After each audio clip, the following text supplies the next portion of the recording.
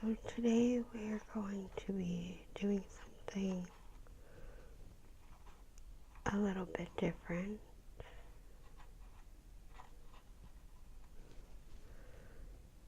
Something new that I wanted to try. I am a pretty big true crime buff. I enjoy watching true crime YouTubers, and weirdly enough, I can fall asleep just listening to them talk about cases, or I'll have it in the background while I'm doing something else. I'm not sure how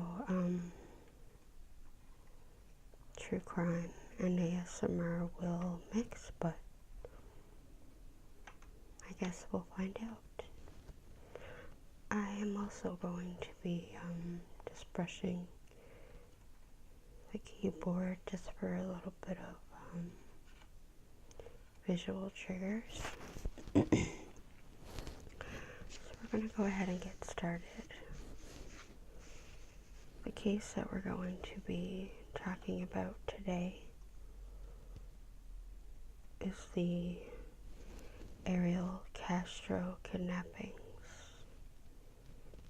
which is also known as the Cleveland Three. And these kidnappings happened over a span of time between 2002 and 2004, when he kidnapped Michelle Knight, Amanda Berry, and Gina De Jesus. And they were held captive for about 10 years until May 6th, 2013.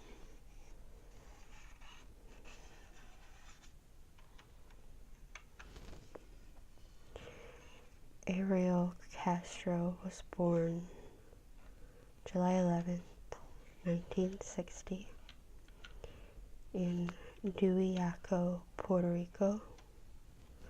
I'm going to apologize in advance if I butcher the pronunciation of any names or places or anything like that. His parents divorced when he was just a child, and his mother moved him and 3 of his siblings to the United States. They first settled in Reading, Pennsylvania, but then moved to Cleveland, Ohio, where Castro's father and other family members were living at that time. And he graduated from high school in 1979. Castro met his future wife, Grimilda, when his family moved into a house just across the street from hers. Him and Grimilda eventually bought their own home at 2207 Seymour Avenue, where he would later hold the 3 girls captive. They had 4 children together, and things quickly became violent between them. Family members of Grimilda have stated that Ariel beat her often. He broke her nose in her ribs and her arms. And he also caused a blood clot on her brain, which resulted in an inoperable tumor. She eventually left Castro in 1996 and gained custody of their 4 children. She unfortunately died in 2012 due to complications from her brain tumor.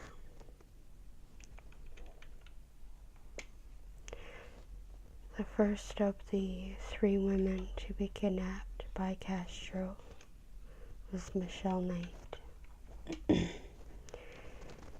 She had left her cousin's house. She was supposed to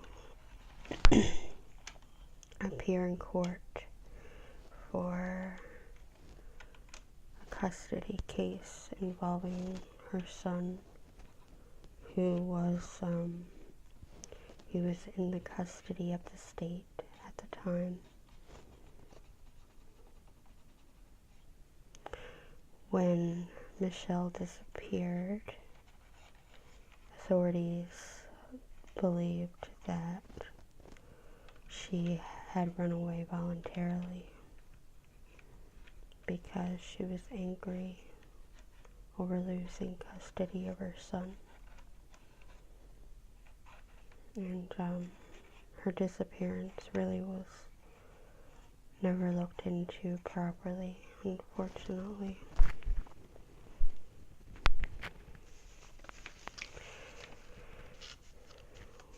When Castro took Michelle, he took her under the impression that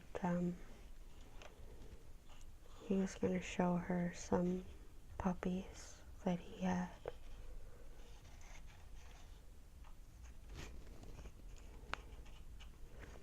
He took her upstairs, tied her hands and feet together, and left her there for 3 days without food or water.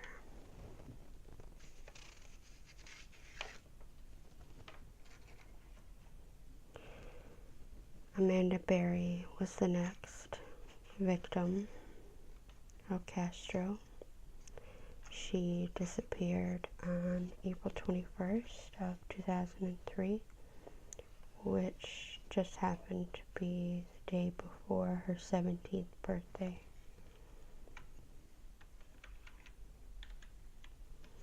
She was last heard from around 8 p.m. that night when she was leaving her job at, I believe it was Burger King. She called her sister to let her know that she had a ride home. She was never heard from again after that. Initially, once again, it was believed that she was a runaway, till about a week after her disappearance, a unknown male used her cell phone to call Amanda's mother. He told her mother that he had Amanda and that she was fine and she'll be coming home in a couple days. And the last of the 3 girls to be taken was Georgina, or Gina de Jesus. She was only 14 years old at the time. Ariel had picked her up and told her that he would give her a ride home. And she trusted him and believed him because she happened to be close friends with Ariel's daughter.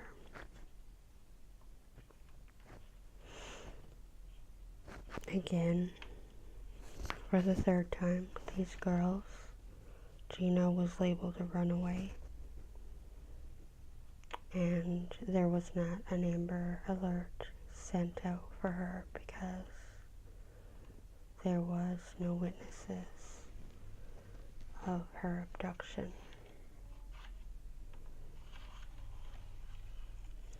Which in my opinion is just sad. She was only 14 at the time.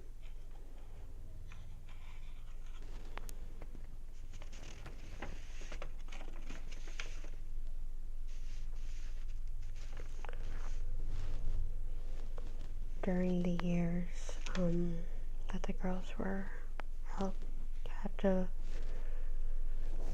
they really endured hell. They were raped, beaten, starved at times. They were forced to use plastic buckets as toilets that were not emptied very often. Michelle Knight later told police that Castro had got her pregnant at least 5 times and induced miscarriages each time by beating her and starving her. While all 3 girls were treated horrifically, it seems that Michelle got the worst of it. At one point, he allowed her to have a pet dog, but he killed the dog after it bit him when the dog was trying to protect Michelle.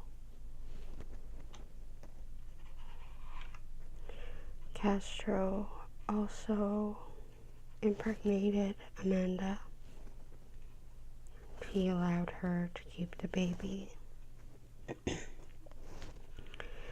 When it was time for the baby to be born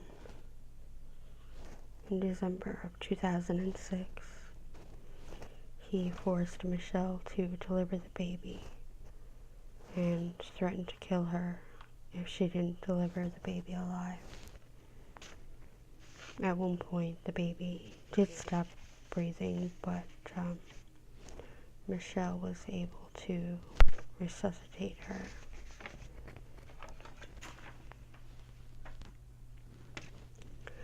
Castro would sometimes take the child out of the house, even taking her to visit his mother. She would call Castro daddy and Castro's mother grandmother. I really have to wonder why his mother didn't question this more. Like, where did this child come from? How did he father a child? Who was the mother? He told other people, including his daughter, that the child was his girlfriend's daughter, or that she was his granddaughter. On May 6th, 2013, Castro left the house, and Amanda realized that he didn't lock the big inside door. The outside storm door was bolted, however. She didn't want to attempt to break through the outer door because she believed that he was testing them, which he had done in the past. But she saw some neighbors through the screen and began screaming. 2 of their neighbors responded to her screaming, Angel Cordero and James Ramsey. They kicked a hole in the bottom of the door, and Amanda and her daughter were able to escape. Amanda then ran to another neighbor and called the police. And finally, after 10 long years, the girls were rescued, and Castro was arrested on that same day. And on July 26th, Castro pleaded guilty to 977 charges, which included charges of rape, kidnapping, aggravated murder. He was sentenced to life in prison plus 1,000 years without the possibility of parole. Just 1 month into his sentence, Castro was found hanging from a bedsheet in his cell, and his death was ruled as suicide. I remember when that happened, I was so angry. I felt like he deserved to be locked up in his cell for the rest of his life, like he did to those poor girls. Since being rescued, Michelle legally changed her first name to Lily. She got several tattoos as a way to cope with her healing process. And she got married in 2016. Michelle also released a book, which I've read, about her ordeal for those 10 years. Gina has been volunteering for the Amber Alert Committee, offering help and comfort to families of abducted children. And Amanda joined the staff of the WJW Fox 8 news team, in which she hosted segments of disappeared, missing people, just to try to help bring some people home. Her and Gina also released a book together.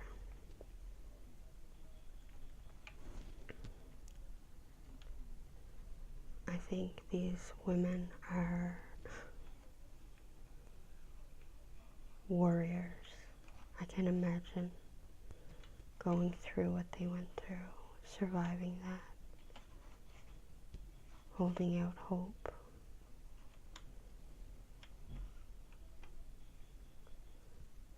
To one day be rescued. And it finally happened for them.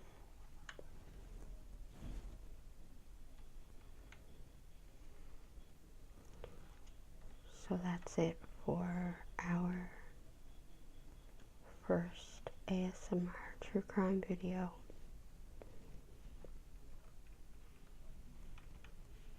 I would love to make more in the future. Maybe of unsolved cases,